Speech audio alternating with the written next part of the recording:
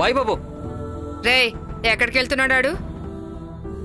ఎక్కడికి వెళ్ళాలో అక్కడికి వెళ్తున్నాడు. అది విషయం. ఏంట్రా నోరు లెగిస్తుంది? నాకు గనక తెక్క రేగిందనుకో పంపించేస్తారా? వెళ్ళిపోమంటారా? వెళ్ళిపోరా, ఈ క్షణం ఇక్కడి నుంచి వెళ్ళిపో. వాడు వెళ్ళిపోతే ఇంటి పని వంట పని మీరు చేస్తారా? ఏం మాట్లాడుతున్నావు శ్రీదేవి? మా వంశ గౌరవం ఏంటి? ఆవలిస్తే పేగులు లెక్క పెట్టగలం. మా కీర్తి ప్రతిష్టలేంటి? చేతి గీతలు చూసి చెప్పేస్తాం. మాకు మీరేంటో ఫస్ట్ అది చెప్పండి. ఈ ఇంటి యజమాన్నే.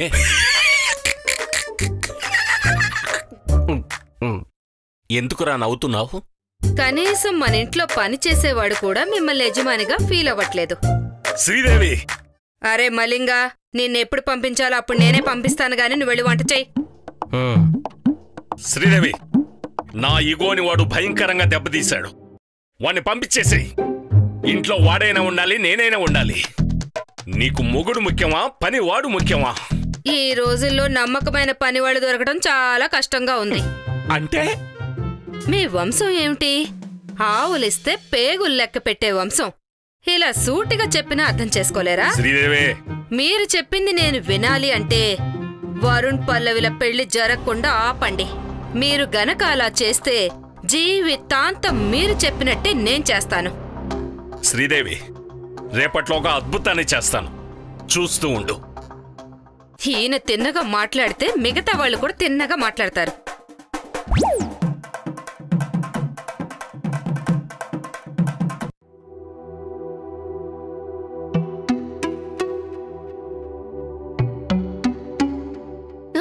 అమ్మా, ఏమేం చెయ్యా? ఉలిక్కిపడ్డో? సడన్గా అలా లేవుకు. అసలు నీరసంగా ఉన్నావు. ఈ మధ్య సరిగ్గా తినడం కూడా లేదు. ఆకలిగా ఉందా? పాల్దమ్మంటావా? చాలే ఆపండి. ఇదేమన్నా నాకు మొదటిసారా? మొదటిసారైనా చివరిసారైనా కడుపు కడుపే, బిడ్డ బిడ్డే. జాగ్రత్త ఉండాలి. సర్లేండి, నాకెందుకో కుడిక నదురుతోంది. అయితే అయితే ఏంటండి? ఏదైనా చెడు జరుగుతుంది అంటారు కదా, నాకెందుకో కంగారుగా ఉంది. అదేం ఉండదులేవే, కంగారు పడకు. కంగారు పడకుండా ఎలా ఉండమంటారు? అసలు శ్రీదేవి వాళ్ళింటికి పల్లవి వెళ్లడమే భయంగా ఉంటే ఇలాంటి పరిస్థితుల్లో వెళ్తే ఏం జరుగుతుందో. ఎన్నాళ్ళని విషయం దాచిపెడతాం చెప్పండి? రేపు తెలిస్తే దాని శ్రీదేవి ఎన్ని రకాలుగా టార్చర్ పెడుతుందో. దానికి తోడు ఈ పిల్లలు దొంగ పెళ్లి చేయబోయి వెళ్లి ఆ శ్రీదేవికే దొరికిపోయారు. ఇప్పుడు ఇంకా కోపంతో రగిలిపోతూ ఉంటుంది. అబ్బా చెయ్య, ఏంటి నువ్వు నీ పిచ్చి ఆలోచనలు? ఏదోటి చేద్దాంలే. మనకే ఎందుకిలా జరుగుతోందండి? ఒక పక్క పుట్టే బిడ్డని అన్నిసార్లు తిట్టుకోకూడదు అని బాధ, మరో పక్క ఎదిగిన పిల్లలు ఎన్నో అవమానాలు పడతారోనన్న భయం. నాకసలు ఏం అర్థం కావడం లేదండి. జయ, ఈ టైంలో నువ్వు ఇంత టెన్షన్ తీసుకోకూడదు. నన్నమ్ము, నేను చూసుకుంటాను. పల్లవి పెళ్లి సజావుగా జరుగుతుంది. అత్తగారింట్లో కూడా తను ఏ ఇబ్బంది లేకుండా ఉంటుంది. అసలు నువ్వు చాలా నీరసంగా ఉన్నావు. ఈ టైంలో ఇలాంటి ఆలోచనలు పెట్టుకోకు. ప్రశాంతంగా పడుకో. పడుకో జయ.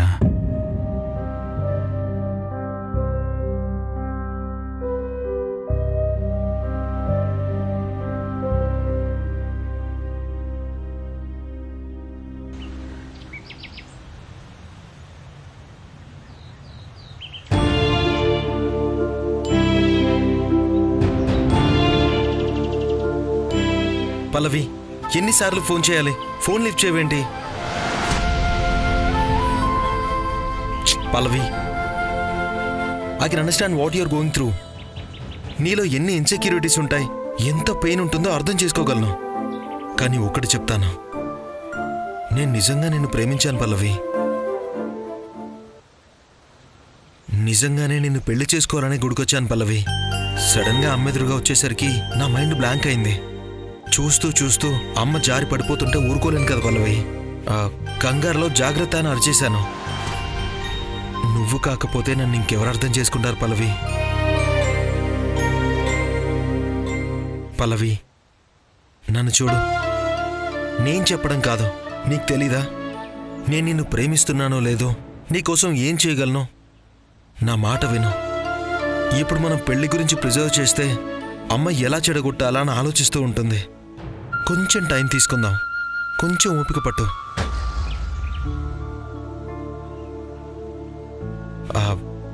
అమ్మ అడిగినట్టు 6 నెలలు వెయిట్ చేద్దాం. తనకప్పుడు నో చెప్పడానికి ఏ రీజను ఉండదు. ఒకవేళ 6 నెలల తర్వాత కూడా ఏదైనా అడ్డుపుల్ల వేస్తే నేను అన్నీ వదులుకుని అప్పుడు నీ దగ్గరికి వచ్చేస్తాను. గుళ్ళో పెళ్లి చేసుకోమన్నా, మీ బంధువుల సమక్షంలో పెళ్లి చేసుకోమన్నా దేనికైనా నేను రెడీ. నాకొక 6 నెలలు టైం ఇవ్వు. ఇవ్వలేవా? నిన్ను నువ్వు చేసింది అర్థం చేసుకోగలను. 6 నెలలు నిజంగా అవకాశం లేక మీ అమ్మ అడిగి ఉంటే నేను ఆలోచించేదాన్ని. కానీ ఇష్టం లేక ఆపుతున్నప్పుడు అద్భుతాలు జరుగుతాయని అనుకోలేం కదా. నీ మీద కోపం లేదు వరుణ్, అలానే నమ్మకం కూడా లేదు.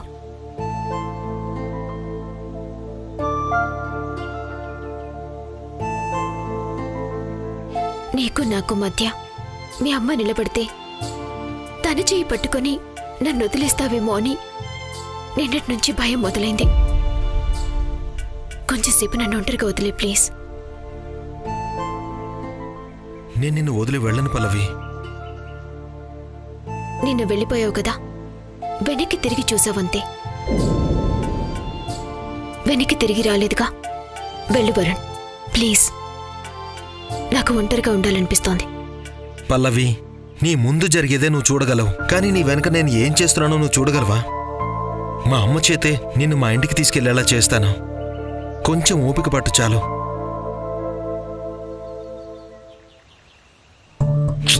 పల్లవి, ఎన్ని రోజులు ఎన్ని ప్రయత్నాలు చేశాం పల్లవి మన కుటుంబాలు కలవాలని.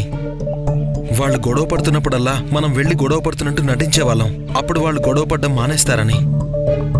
ఇంకొక చివరి ప్రయత్నం చేద్దాం పల్లవి. చేయాల్సింది నువ్వే. ఎందుకంటే గొడవ ఇప్పుడు మొదట మా వైపు నుంచి రాదు.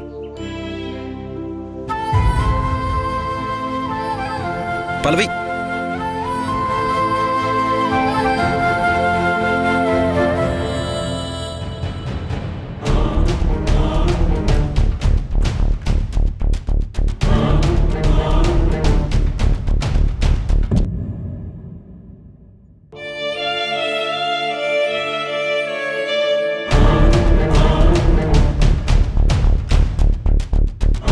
పల్లవి పెళ్లి సజావుగా జరుగుతుంది. దానికి అత్తారింట్లో కూడా ఎలాంటి ఇబ్బంది రాకుండా నేను చూసుకుంటాను. మీరు చెప్పింది నేను వినాలంటే వరుణ్ పల్లవి పెళ్లి జరగకుండా ఆపండి. మీరు అలా చేస్తే జీవితాంతం మీరు చెప్పినట్లు నేను చేస్తాను. ఇలాంటి అవకాశం మళ్ళీ రాదు. ఎట్టి పరిస్థితుల్లోనూ చేజార్చుకోకూడదు. పెళ్లి ఆపి చూపించాలి. పల్లవి పెళ్లి జరిగితేనే జయ ప్రశాంతంగా ఉంటుంది. ఇట్టి పరిస్థితుల్లోనే పెళ్లి జరగాలి. దొరికింది. ఇక ఈ పెళ్లి చేయడం ఆ దేవుడు తరం కూడా కాదు.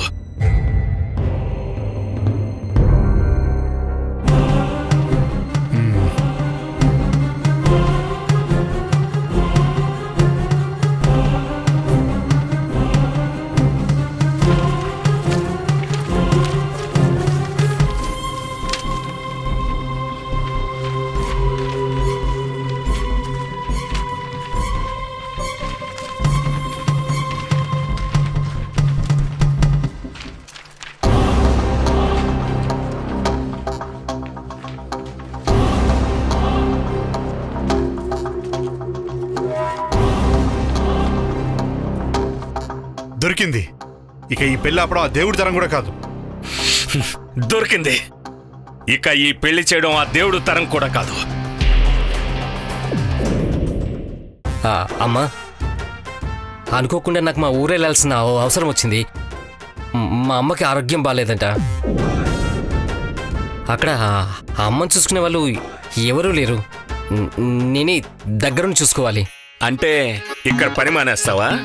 తప్పడం లేదు. మరి నువ్వు చేసిన అప్పు దాని సంగతి ఏంట్రా? చెప్పరా రే. వెళ్లే పని అయితే అప్పు తీర్చి వెళ్ళు. నా జీవితం మొత్తం పనిచేసినా మీ అప్పు జమ కట్టరని నాకు తెలుసు. అందుకే తెలివిగా ఎస్కేప్ అవడానికి ప్లాన్ చేశాను. అప్పు ఉందని నాకు తెలుసు కదమ్మా, దాని గురించి ఆలోచించకుండా ఉంటానా? అందుకే ఊరు నుంచి మా తమ్ముని పిలిపించాను. నీకు తమ్ముడున్నాడా? అంటే బాబాయ్ కొడుకు, పేరు విత్తనం. రేయ్ విత్తనం,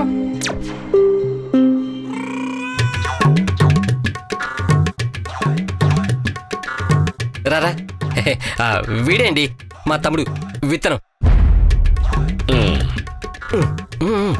నమస్కారం. ఓ నమస్కారం అమ్మగారు. నమస్కారం. నేను ఏ పనులు చేస్తానో అన్నీ చెప్పాను. నా అప్పు తీరే వరకు వీడు నా స్థానం నుండి పనిచేస్తాడు. మీకు ఏ ఇబ్బంది లేకుండా చూసుకుంటాడు. చూడు, నేను చెప్పినప్పుడే నువ్వు ఇంట్లో నుంచి వెళ్ళాలి. అప్పటి వరకు అన్ని పనులు దగ్గరుండి చూసుకోవాలి. అలాగే అమ్మగారు.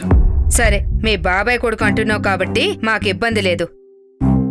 అవును, వీడి పేరేం చెప్పావు? విత్తనం. విత్తనమమ్మ. అసలు పేరు విత్తనమమ్మ, కానీ ఊర్లో అందరూ గబ్బర్ సింగ్ అని పిలుస్తారు. వీడు అలా పిలిస్తేనే పలుకుతాడు. గబ్బర్ సింగా? అదేం పేరురా? అంటే వీడి కొంచెం తిక్కుంది, కానీ ఆ తిక్కకి లెక్కలేదండి. తెక్కోడు అంటున్నావు, పర్లేదా? ఏమన్నా ఇబ్బంది పెడతాడా? పనుల దగ్గర అస్సలు ఇబ్బంది పెట్టాడండి. వాడికి నచ్చితే కలిపేసుకుంటాడండి. సమస్య ఏంటంటే ఎక్కువగా కలిపేసుకుంటాడండి. వాళ్ళ సంతోషాల్ని వీడి సంతోషాలుగా, వాళ్ళ బాధల్ని వీడి బాధలుగా ఫీల్ అవుతూ ఉంటాడండి. అదొకటే వీడితో ఇబ్బంది. కలిపేసుకుంటే తప్పే ఉందరా, మంచిదే కదా. అది ముందు ముందు మీకే అర్థమవుతుందిలేండి. అదే విషయం. సరే సరే, ముందు ఇల్లంతా చూపించి పనులేంటో అప్ చెప్పు. అలాగేమ్మా, పదరా. ముందు లెక్కేంటో చూడు.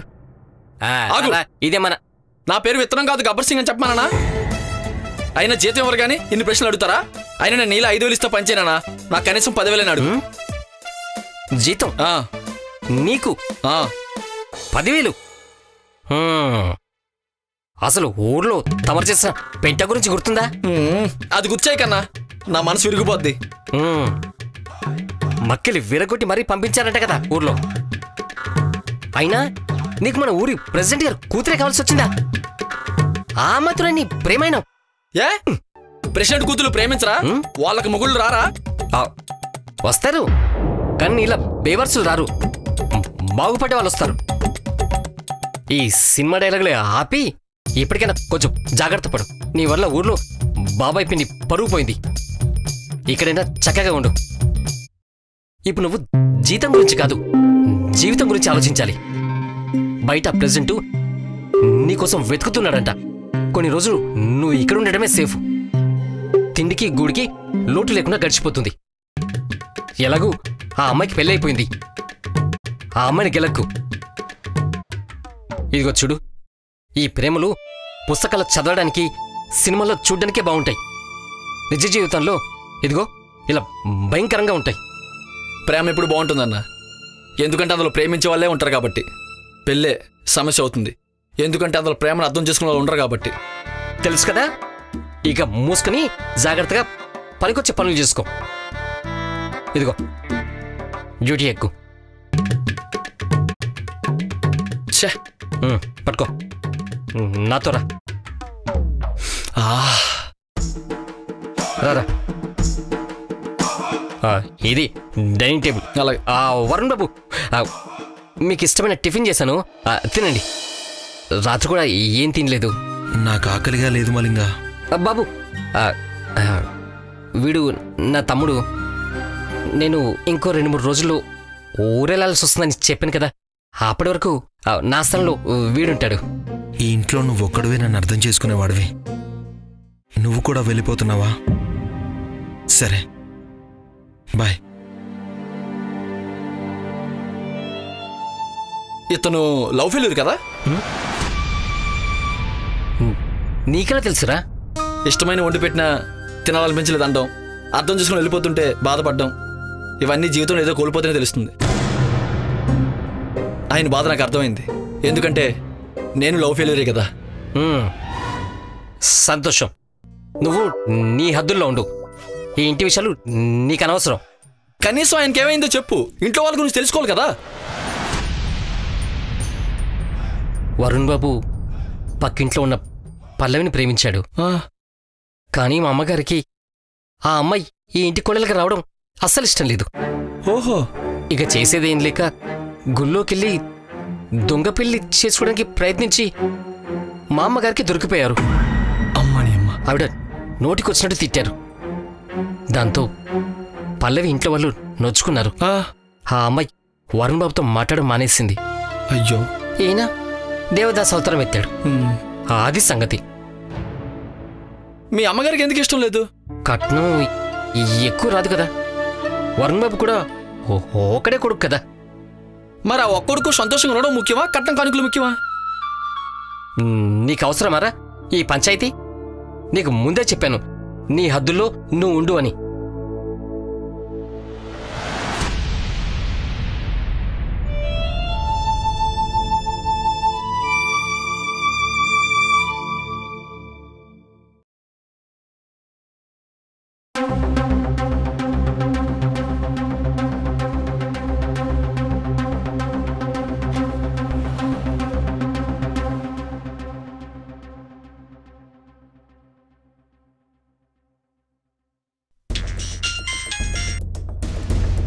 ఏంట్రా 3 మిస్డ్ కాల్స్ ఉన్నాయి? ఇప్పుడే చూసా. ఆఫీస్కి రాలేదేంట్రా ఈరోజు? వచ్చి సిన్సియర్గా పనిచేసినా అప్రిసియేషన్ ఉండదు, శాలరీ ఉండదు. అందుకే ఇవాళ రెస్ట్ తీసుకుంటున్నా. ఒక ఇంటర్వ్యూ తీసుకోవడానికి వెళ్తున్నారా? వస్తావేమో అని ఫోన్ చేసిన. ఇంటర్వ్యూనా? ఎవరిది? లాయర్ పద్మనాభం గారు ఉన్నారు కదా, అయింది. మొన్నే పాప పుట్టిందంట. 50 ఏళ్ల వయసులో మనవడినో మనవరాలనో ఎత్తుకోవాల్సింది పోయి పాపని కన్నాడు చూడు, పెద్ద విషయమే. అందులో ఏముందిరా? మరి మీరు వెళ్ళి ఇంటర్వ్యూ చేసేంత విషయం ఏముందా? నీకు పెళ్ళై 5 ఏళ్ళు అవుతుంది, నీకు ఇప్పటివరకు పిల్లలు ఉన్నారా?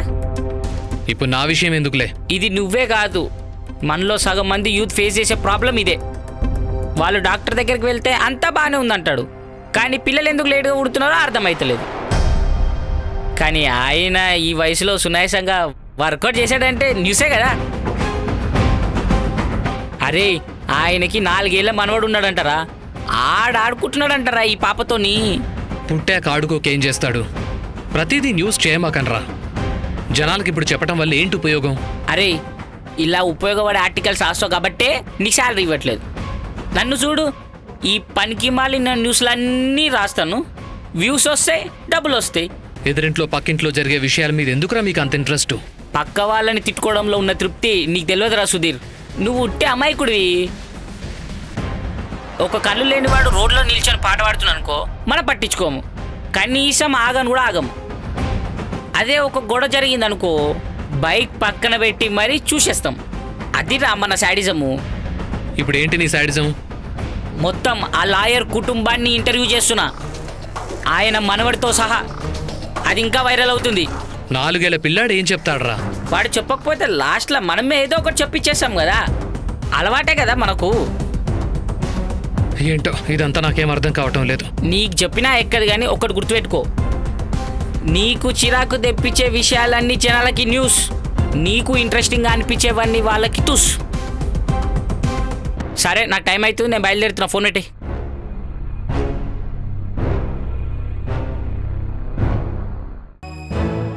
కనిపెట్టేశా.